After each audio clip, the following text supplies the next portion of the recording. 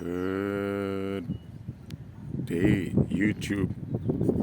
You all may wondering what it is I'm showing you guys this morning.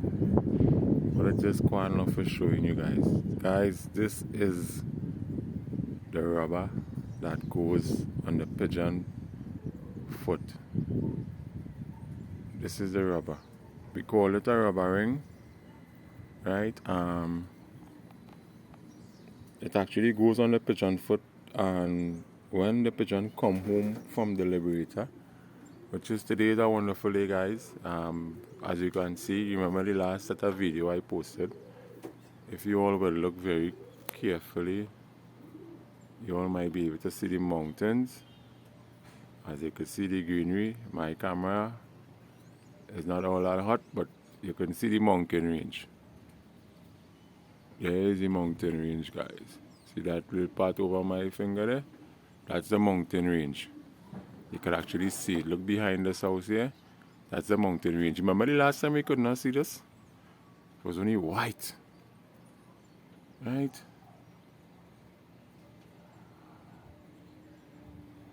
For those who now started to watch my video, you all can subscribe, like, share the video. My loft is actually on top of my house. For those who don't know, this is where the pigeon is coming from. This is the direction. I want them to pass right here and land on top of my loft, which is we're gonna land on top of this landing board. I'm racing manual, guys. Yes, I am. So I only have one young bird inside my loft. I sent out my 10 birds. It's 11 birds I have in all in total. Right? I sent out 10 in the race. That is the bunch race. This is my lovely clock. As you can see, I'm representing my country. Okay, made in TNT. You understand? And everything is nice. Okay, this is my clock. Now, let me give you all a little demonstration. Right. This is what you call a manual clock. It's a STB, right? And this is one of the brands. I have many other brands. This is the brand I'm using today. Normally when you go in the club, as you all would have seen in the last video, when I was putting in my birds, I bang my clock. I didn't show you guys how I set my clock. Very sorry about that. There's going to be coming a video. The next video, I will make sure and walk you all through. Right, I'm going to rest it on top of the feed. As you can see, I banged it last night for 7 o'clock. Right, normally the seal here. Now, even though it doesn't, they run out of seal, and it have a just a wire they turned up on it. You cannot open the clock, because once you open the clock, there is evidence that shows that the clock was opened by someone else before you restore to open the clock when you return it to the clock. So, for fanciers, please don't tamper with your clock. Don't try to be the dishonest in pigeon racing. It doesn't worth it. Trust me. It's better to be honest. Alright, this is the rubber ring. Normally you take the rubber ring off the pigeon leg. Now I have to hold my pigeon leg, guys. Some people will have things like stall trap, which is a trap that when the pigeon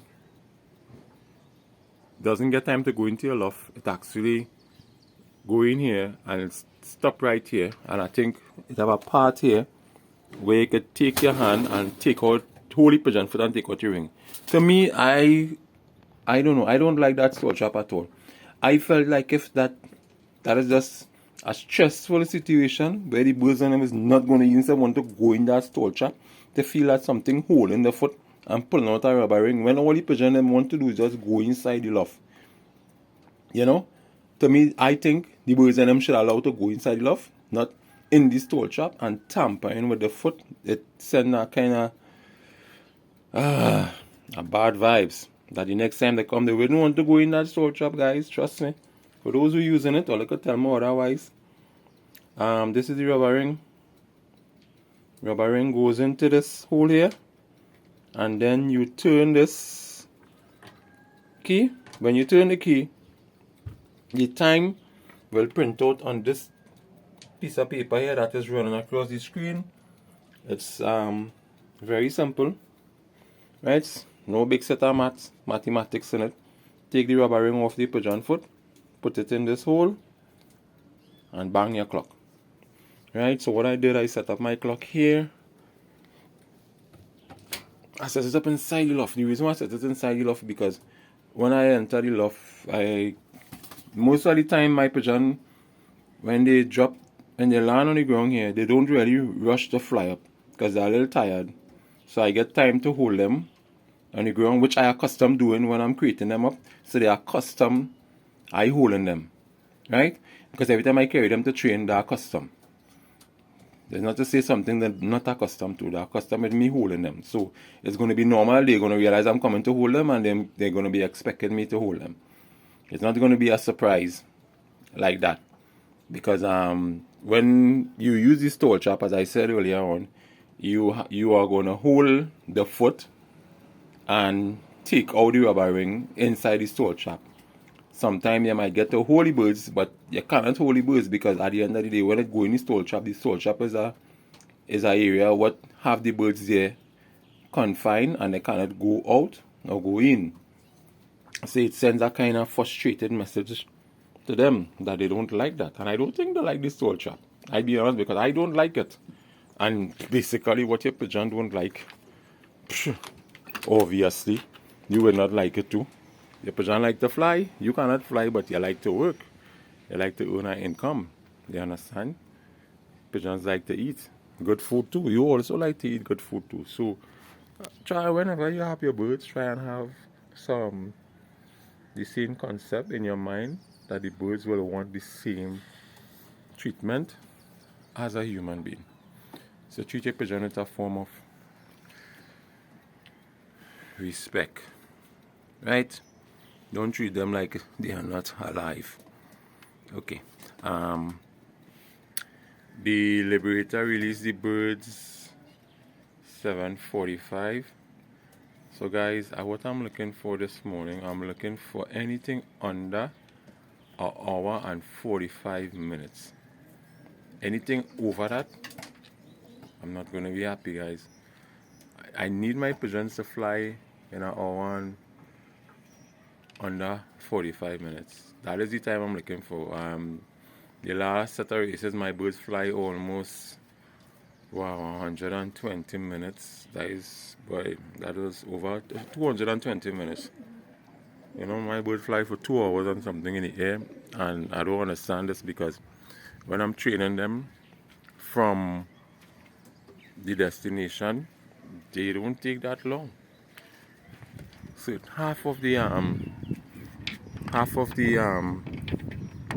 when I'm flying them from, they take at least less than an hour.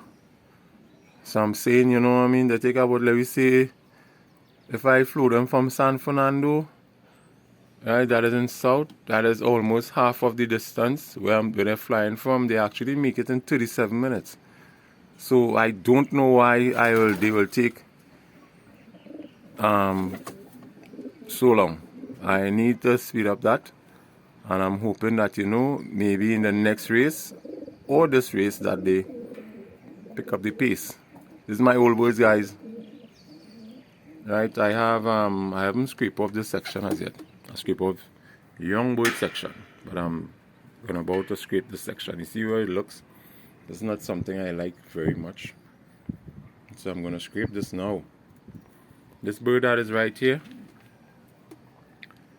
I'd say that's the bird that's gonna be one of my young bird. That's his mom there, Flo St. Vincent.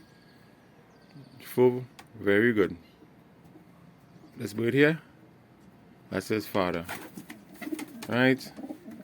His auntie, his grandmother, that's her on top there. Yeah.